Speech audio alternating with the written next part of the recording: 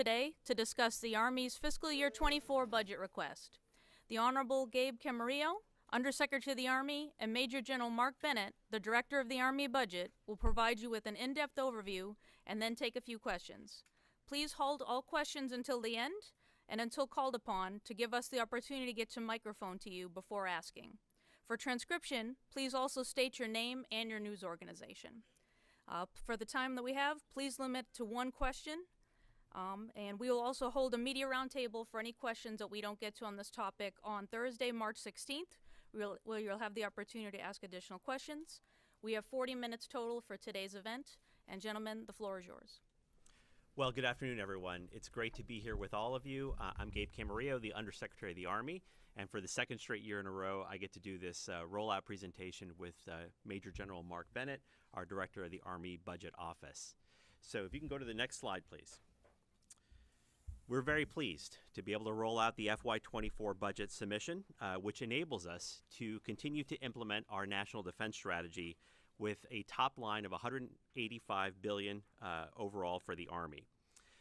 The budget submission enables us to do a couple of different things at the same time. First, we continue to implement the NDS and transform the Army to meet the demands and requirements of large-scale combat operations and a shift to multi-domain operations.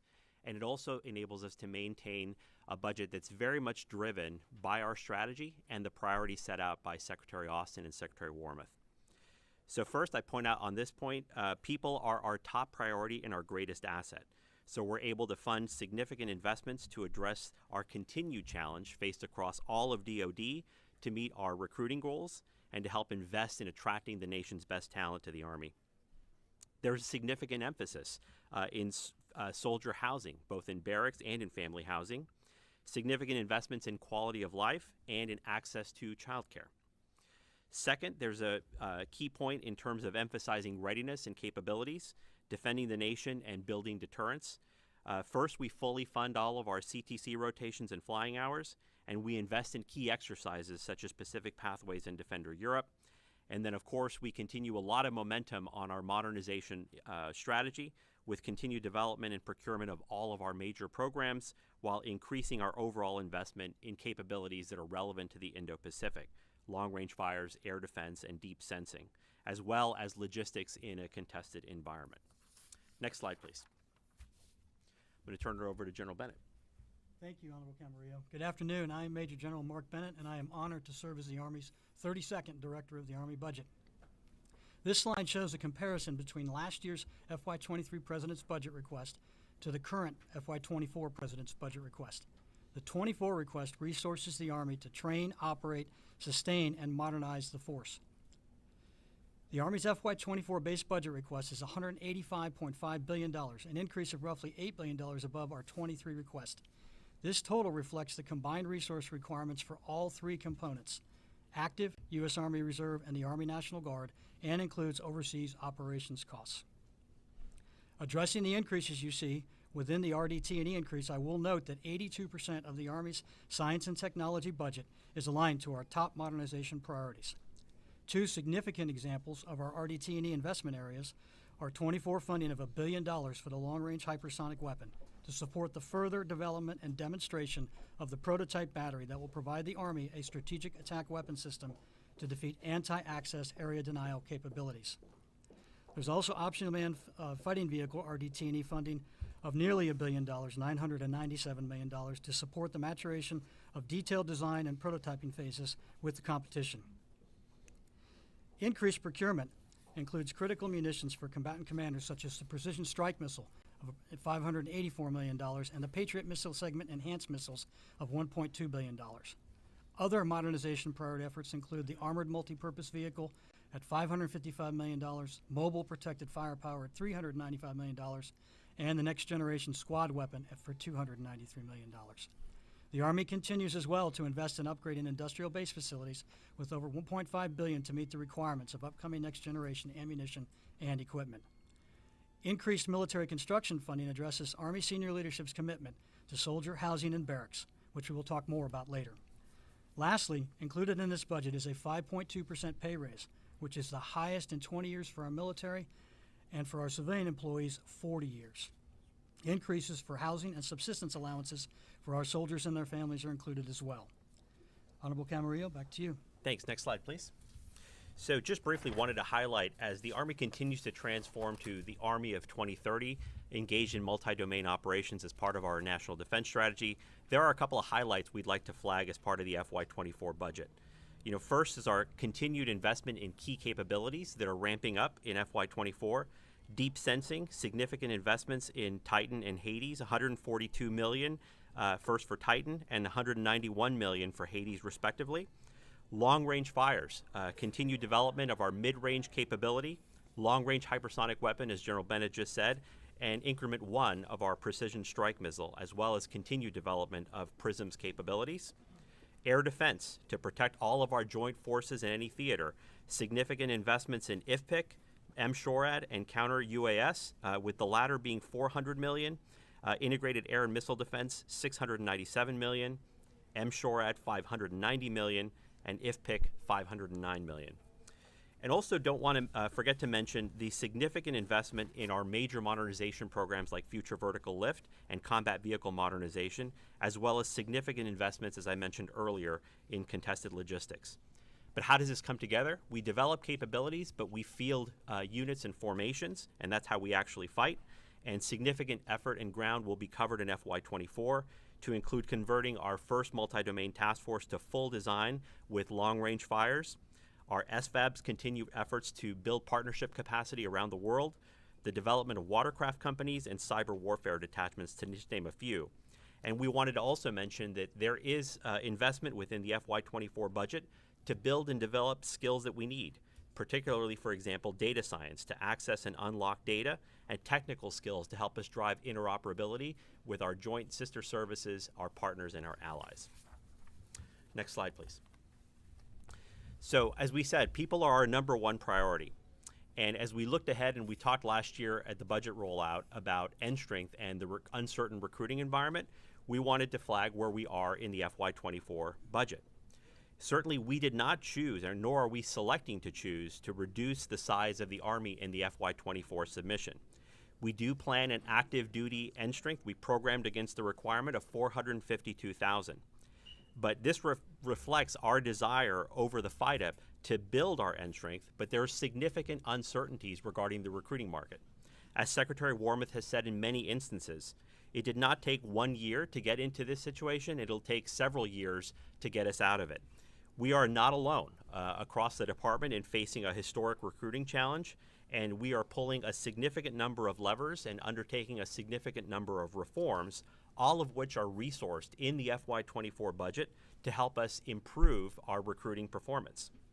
So what we programmed in this budget is based on our projections of where we think we will be, but that's 2 years from now, and there's a significant amount of uncertainty, and we will continue to update those numbers, both with Congress and our stakeholders, as we continue to get closer to execution. But I do want to take a moment about what we're doing in the FY24 budget as it relates to recruiting. So we are fundamentally improving our recruiting enterprise, which we've begun already, and we continue to fund efforts to train our recruiters to ensure that they're placed in those markets where they can have the greatest impact, giving them the best tools, utilizing incentives like our soldier referral program, creating targeted incentives for potential recruits, such as a duty station of choice and our various recruiting bonuses that we've been employing since last year. Communicating with our target population is a significant part of our efforts to drive and build our recruiting performance. And so we fully fund in the FY24 budget our marketing and advertising efforts and requirements. And we also fund emphasis in select markets, such as key 16 cities that are going to help us drive performance, not only in FY24, but also in the year preceding it that we're currently executing it. But again, it will take time. I do want to emphasize to get there. This is not going to be done overnight, and this is something that we see happening across the entire Department of Defense to all the services. We will continue to innovate and experiment with ways to improve our recruiting performance overall, but this is what we're funding in the FY24 budget. Next slide. Oh, before I leave that slide, if I could, I just want to also mention the Future Soldier Prep Course. We are funding expansion of that. As you know, it's going from Fort Jackson to Fort Benning. We will continue to use that pilot as a model for a way to invest in America's youth. whether it's academic skills or meeting physical standards, we're finding that there's significant success in the number of potential recruits that are graduating from the program. A little bit over 3,700 so far, just through Fort Jackson. And as we expand it, we'll continue to track the data on it. But that program is funded in FY24. Next slide. I want to also emphasize something that Secretary Wormuth has pointed out very publicly, is that if we want to be able to be an employer of choice, if we want to recruit and attract and retain the nation's best talent, we also need to make significant investments in quality of life and in housing, not just for families, but also for individual soldiers in barracks. And so there are, you'll see that in the slide, it reflects a significant increase in emphasis in these areas of investment, with 5 new barracks projects projected in FY24 at $287.5 million. And those include projects at Fort Wainwright, Joint Base Lewis McChord, 2 projects at Fort Bragg, and at Soldier Systems Center in Natick, Massachusetts. And these are, of course, just the ones that are entering into the MILCON phase, significant investment in planning and design for other projects across the portfolio. It is really part of an overall 10-year strategy to invest $10 billion over time to upgrade and address housing and infrastructure debt across the Army. I'll turn over to General Bennett for some more specifics. Thank you, sir. Our family housing program in FY24 includes 2 projects at Kwajalein Atoll and at Baumholder, Germany, for $177.3 million, as well as 2 equity investments at Fort Gordon and Fort Leonard Wood. Army leadership is also focused on expanding child care, and there are several initiatives that are aimed at improving the recruitment and retention of child care center providers through an entry-level pay raise increase to $17.34 an hour, providing a 50% employee child care discount, as well as annual retention bonuses. The Army has also planned to invest over $200 million in future Child Development Center facilities and youth centers over the next several years. So over to you. Next slide. Secretary Wormuth, one of our key priorities is to build positive command climates at scale. Taking care of our people, as Secretary Austin has said, is our #1 priority. And we have done a lot in the FY24 budget to be able to drive that change that we want to see. First and foremost, continued investment in strengthening our efforts to prevent sexual assault anywhere in the Army and to respond to it, with $290 million that addresses our ability to hire prevention expertise across our installations, to help advance our prevention strategies to prevent harmful behaviors, and also to implement some of the reforms that were legislated by Congress in the NDAA and recommended as part of Secretary Austin's independent review commission on sexual assault prevention. So, for example, we're fully implementing the Office of Special Trial Counsel, which kicks in at the very end of 2023. Suicide prevention measures are also fully funded in this particular budget, to include expanding access to behavioral health as much as we possibly can, to ensure that we're resourcing suicide prevention training for leaders that will help identify harmful behaviors before they become a challenge. And then also, of course, investing in how we're selecting and building our leaders to make sure that whether it's the BCAP or CCAP program, to be able to identify the right leader for the right assignment moving forward. Also, I'll note there's investment in MWR to help build some of the positive command climates, and assistance to help place spouse employment and to address some of those gaps that we have on our installations. Next slide. I mentioned very early on that we fully fund readiness in this budget, our CTC rotations and flying hours, and I'll let General Bennett give you some of the specifics. Thanks, sir. We plan to conduct 22 combat training center rotations in FY24, the same number in FY23. That include 2 for the National Guard and 2 exportable rotations conducted in Hawaii and Alaska. Over 140,000 soldiers will participate in our worldwide exercise program, including supporting our campaigning by training in over 115 exercises, including 33 of those in the Pacific. We will continue to implement our regionally armed Aligned Readiness and Modernization Program, which seeks to balance the building of readiness and modernization of our formations and supports the transition to a division-centric Army. There is an increase of 14% in funding for our prepositioned stocks that get utilized in our exercises as well as real-world mission support. And there are several facilities projects aimed at improving our total Army readiness, with investments in Guard and Reserve readiness centers, maintenance facilities, instructional facilities, and water and utilities in Hawaii. Next slide, please. So I talked earlier about significant continuity year over year in our modernization strategy, and I think you'll see that once you read the details of our FY24 budget submission. I'd like to note that we are delivering and continuing to build momentum on our programs, to include several I'd point out here. First unit equipped for mid-range capability is planned within FY24. Delivery of counter small UAS MLIDS prototypes in the third quarter.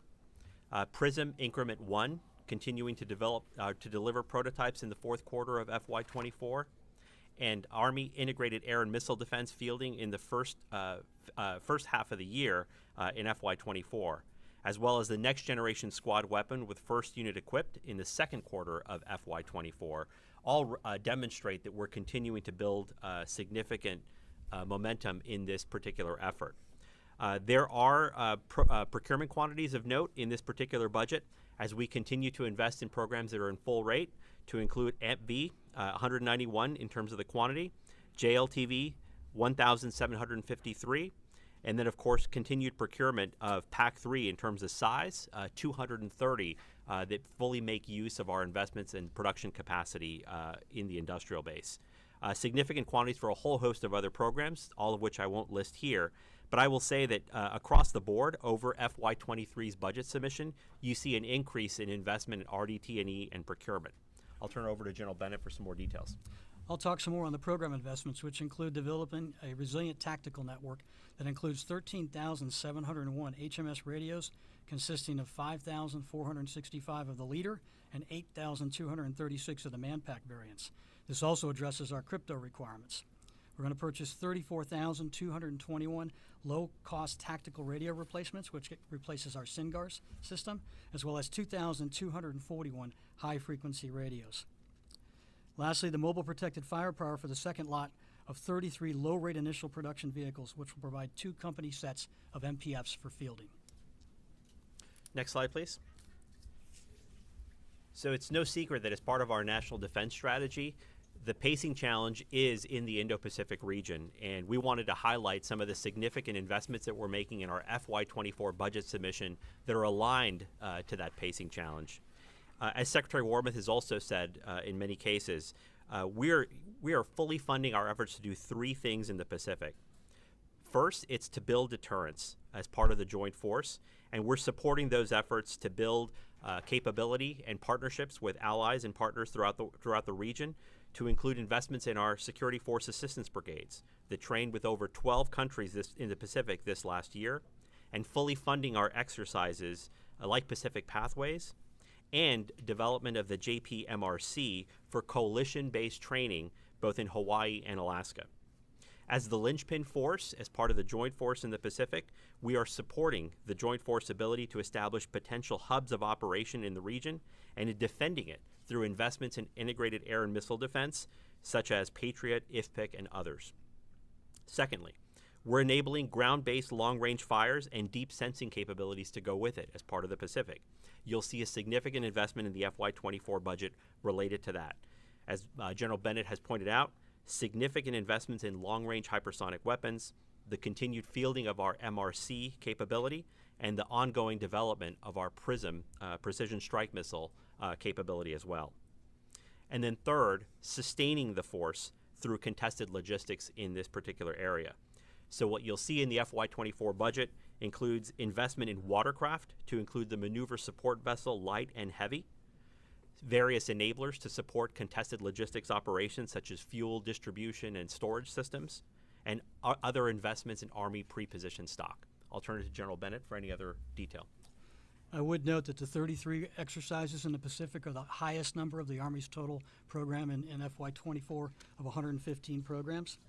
I'll also note the LTAMS investment of $384 million to provide 3 sensors.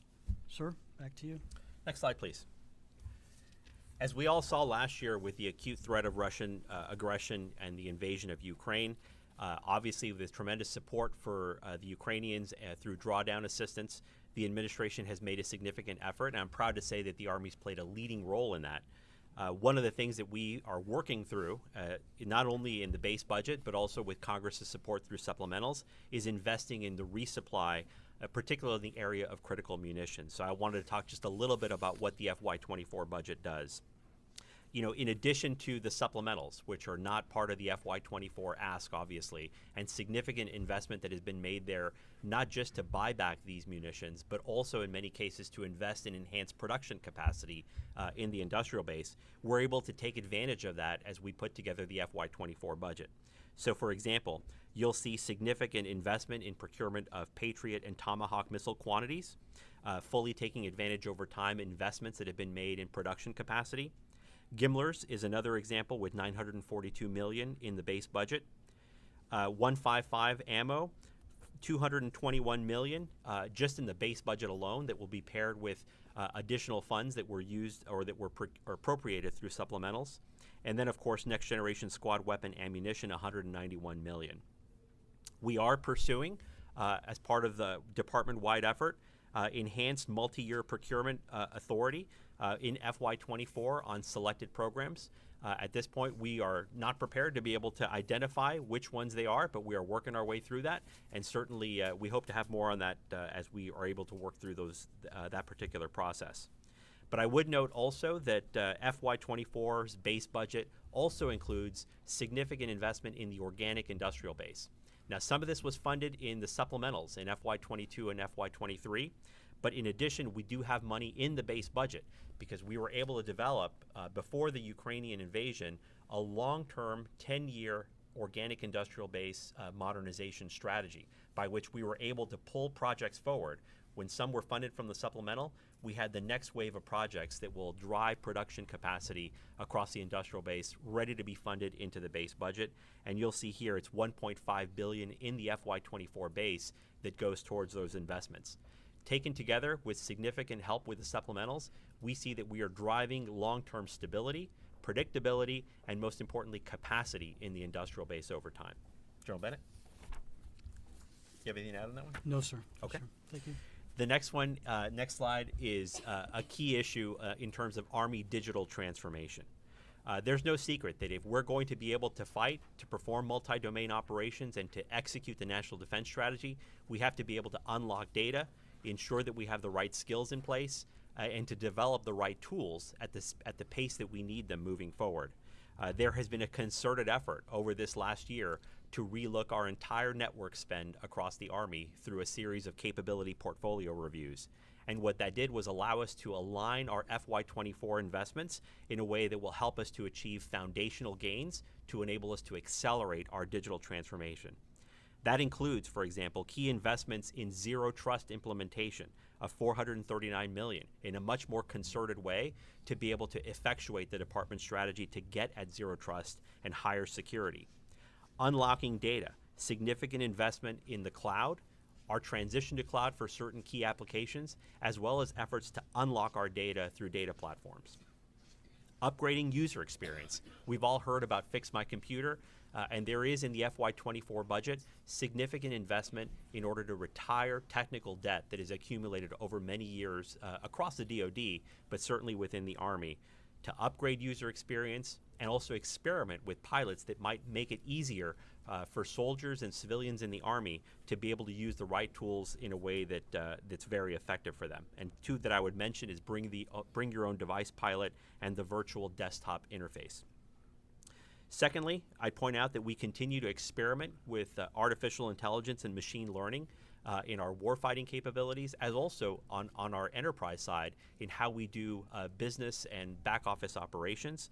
$283 million of investment in this particular area. Significant investment, $639 million in crypto modernization compliance and modernization to ensure that we're fully compliant with NSA standards.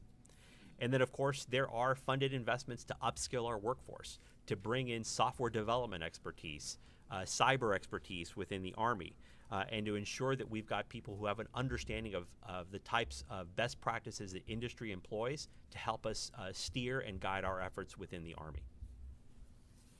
Next slide. Turn it back over to General Bennett. Thanks, sir. This chart lists select procurement programs and their requested quantities. I'll highlight a few programs or items that we've not mentioned before. The precision strike munition, double investment there of $384 million in the missiles for procuring 110 of those, as well as $273 million in continued research development and technical evaluation. Our procurement of 2 launchers and 58 new Block 5 tactical Tomahawks for our mid-range capability system, and along with the listed NGSW rifles that will enable the fielding to 2 BCTs in FY24, we do plan to procure 105 million rounds for the 4 NGSW ammo variants. Next is our facilities. The Army's facilities infrastructure is a critical aspect of Army readiness. We spoke with you earlier about our several efforts aimed to improve our barracks and family housing provided to our soldiers and families. The Army's FY24 military construction and family housing budget request is roughly $900 million above the 23 request. However, the 23 enacted level includes over $1 billion in additional one-time project funding and over $868 million in additional funding for rising cost to complete expenses the Army is experiencing, and appreciative of the Congress's support.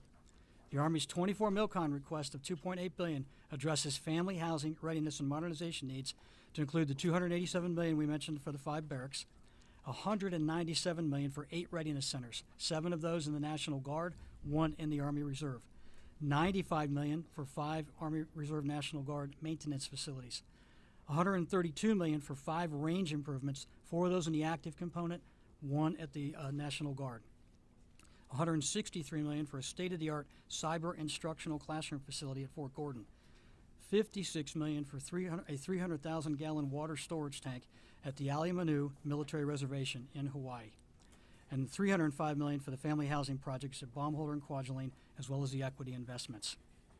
Lastly, the Army's BRAC funding request supports environmental cleanup, restoration, and conveyance of excess properties at locations designated under previous BRAC rounds. The roughly $150 million in FY24 requested funding keeps those planned cleanup efforts on track. Thank you, and I will now turn it back over to Honorable Camarillo for his closing comments. I just want to close by saying that we're very pleased with the FY24 budget submission. It enables us, as I said earlier, to continue our momentum on the modernization programs, fully fund our efforts to address recruiting, and to effectuate the National Defense Strategy.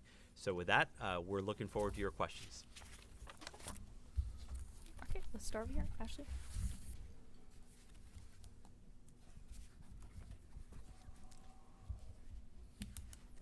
Hi, Ashley Roki with Breaking Defense. Is it on? I can hear you. We can hear. Okay.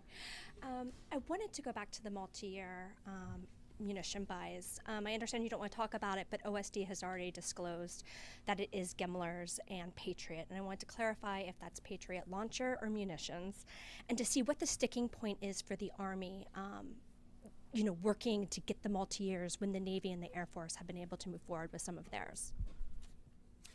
I'm sorry, can you repeat that last part? Sorry. When the Navy and the Air Force have been able to get some of their munitions. There's an administrative process to just get through the paperwork with OMB, and we're in the process of finalizing that. So I think as soon as we have a little bit more details in terms of all of the exhibits, we'll be able to share all of that with you. Is it the launcher or the PAC-3? It's PAC-3. PAC-3, thank you.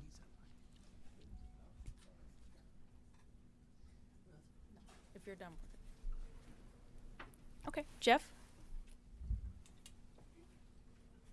Thank you. The budget shows increase in funding for munitions, but when it comes to Gimlers, the Army is purchasing about 1,000 less than it did in fiscal 23, and the Army is purchasing fewer Javelins. Does the Army expect that it will need supplementals this in fiscal 24 to buy more Gimlers, Javelins, and other critical munitions? So the hard constraint that we have here is production capacity, which we're also investing in through the supplementals. But the hard ceiling, if you will, is what can the vendor produce year over year. So that is funded through a combination of our base budget and prior year supplementals, because even though the money was appropriated as supplemental, for example, in FY23, it will be executed over a couple of years just given the production capacity increase. But the key takeaway for you is we're making full use of that production capacity year over year. So it's producing less because it can't produce more? No. They're producing a certain quantity, which is the maximum they can produce. We're funding up to that quantity through a combination of either the supplemental and the base budget, if that makes sense. Hi, Jen Judson with Defense News. I saw in the big book here, directed energy maneuver, short range air defense, the 50 kilowatt on the Stryker. And it says that it funds in FY24 delivery at the end of FY24.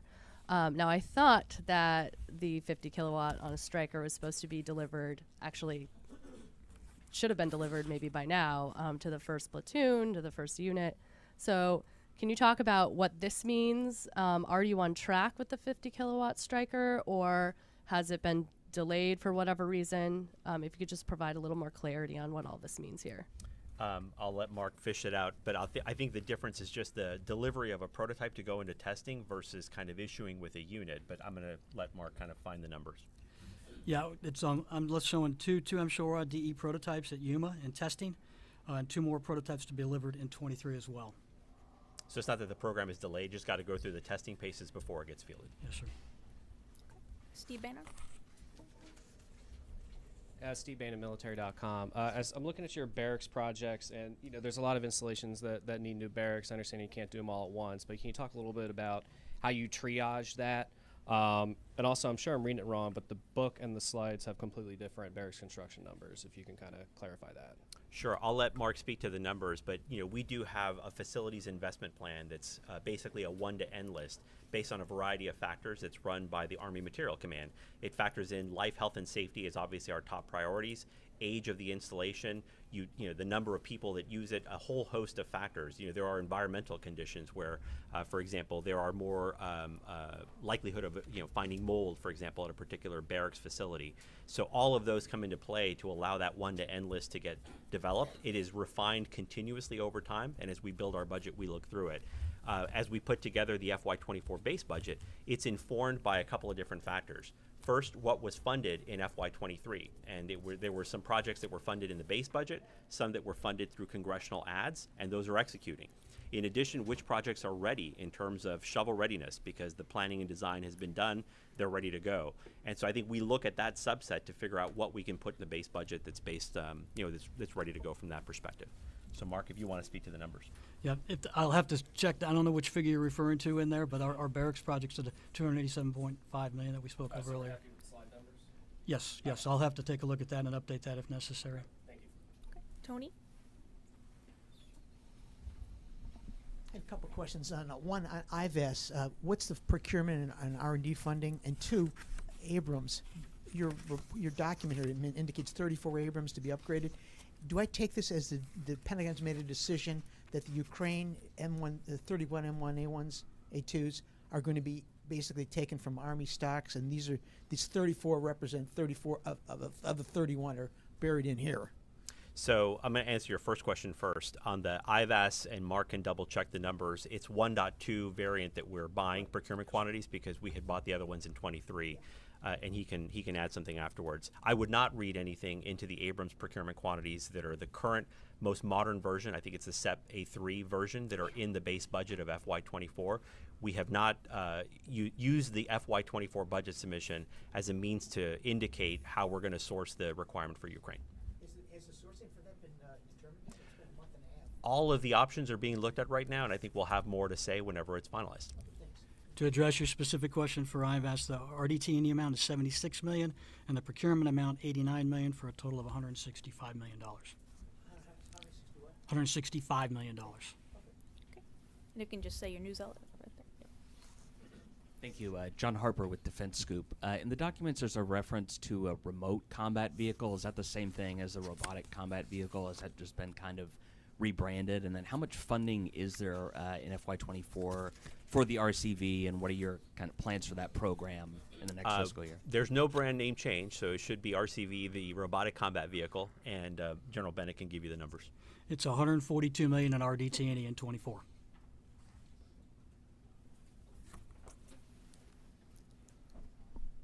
Thank you. Diyar Kurdar, Rudaw Media Network. I have a question about overseas operation costs. For fiscal year 2024, you requested 12.409 for your overseas operation costs, which is less than your fiscal year 2023. Why you requested less money for your operations in overseas? Does that mean the threats of ISIS and other terrorist groups is decreased? And just to add to this question, how much of this 398 million goes to Iraq, and how much of this goes to Syria? General Bennett, I'll have to defer to you on that one. Okay. So, yes, you're correct. Our FY24 request does go down slightly compared to the FY23 number. I will note in there that the decreases are tied to procurement, which is a decrease in some of the munitions and replenishment requirements for Operation Enduring Sentinel, and a reduction in base-funded EDI requirements. Again, base funding there. Your question about the counter-Islamic State of Iraq and Syria Trained and Equipped Front of CTEF, that does go down slightly as well to adequately resource the anticipated requirements, and I'll have to get you the break for Iraq and Syria. I don't have that handy now.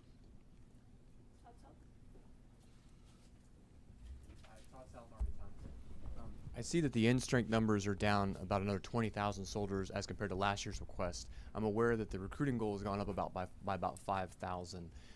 With the numbers still lowering considerably, where is the difference being made up? Are we just, even though we have a higher recruiting goal on the for the Army side, are we getting fewer folks in there or more people leaving? Is the Army cutting people from the ranks to make that number? And I have a follow-up. No, I think our retention numbers as we closed FY22 and as you're certainly going through FY23 show significantly high performance on retaining our soldiers. I think we ended last year at 105% of our requirement, and we're seeing every indication that we're doing really well on the retention side. And as I said earlier, our program in terms of what we're putting in the FY24 request based on where we think we could land in FY24 is our best projection based on where we currently were as we put the budget together, which is static year over year. In the omnibus FY23, we ended up with an active duty end strength of 452,000. That's what was appropriated, and that's the number that we're starting in with FY24's budget submission. But there's a lot of uncertainty, and I think there's a lot of time between now and then, and I think that as we continue to learn more about what the long-term projections are of where we're going to land, we'll be able to update that. One follow on a separate program with the next-gen squad weapon. The senior officials had previously announced that they were going to have that fielded by first quarter of 24. That had been announced multiple times publicly. What's the delay to the second quarter? We'll have to confirm whether there is a delay or whether we'll confirm that for you and get it back to you.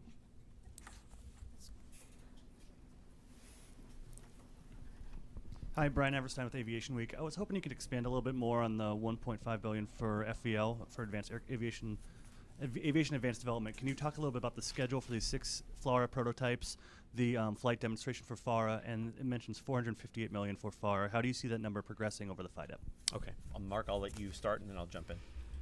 So the for the FAR I'm showing with the $458 million there, that's for competitive prototype flight testing in FY24. The RDT&E for the FLRAA is $1 billion, and that's the analysis stage to determine how many projected to be fielded, but not until 2030. What was your other question on it? Yep. Well, I mean, it's fully funded in the FIDEP, so I think we're still planning to do the flight demo. It's got more development, more testing that goes through that, and then it would obviously go into kind of the next phase of the program. So it's fully funded, both FLRAA and FARA, in this particular FIDEP.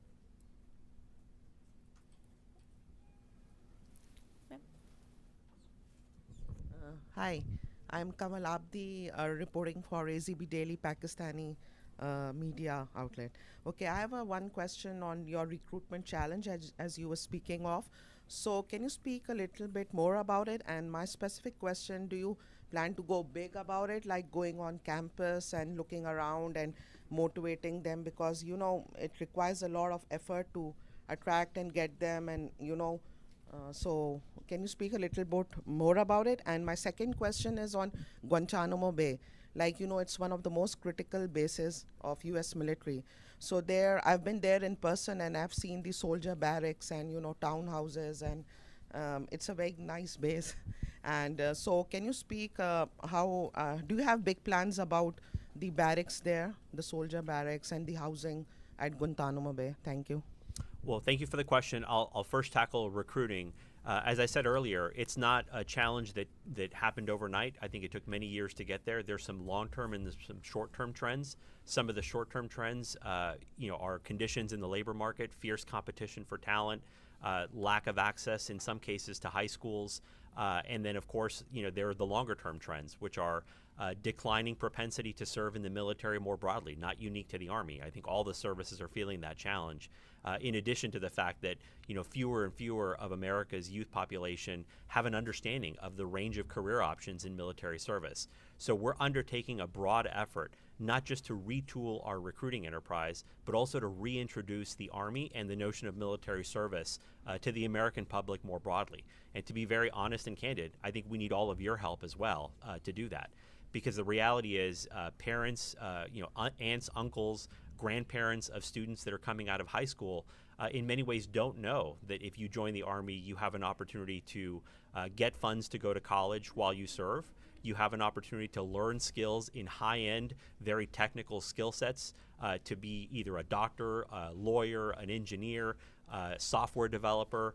You can even be a veterinarian in the Army, interestingly enough. So just about any career you can think of, it's available to you in the Army. So we are making a concerted effort to make sure that we're communicating that message and to talk about the possibilities and career choices that exist within the Army. But more broadly, we need to continue that. We do not think that the recruiting challenge will go away overnight. We think it's a multi-year challenge, but it's something we're pulling every lever we can at our disposal to make sure that we're addressing it, both internally and externally to the Army. But again, we could use everyone's help. Your second question had to do with Guantanamo Bay and barracks and investment housing there. I was trying to give General Bennett here a lot of time to be able to find the numbers, but if he doesn't have it, we can certainly get you any investment regarding MILCON there. Yes, sir. Thank you. Now, we share resource and responsibility down there at Guantanamo Bay. Permanent type facilities like you're describing there would be likely the responsibility of the Department of the Navy, so I'll recommend you ask them when they come up. All right, ladies and gentlemen, that's all the time we have for this briefing. As a reminder that we're going to have a media roundtable on Thursday, March 16th at 3 p.m. If you're on the Office of the Chief of Public Affairs distro, you should already have that in your inbox from this morning. But if you don't, you can come see me after this briefing, or actually I'll be located to my back right here that I can take your information down. So just need to clear out this area for the next briefing. So thank you very much for your participation.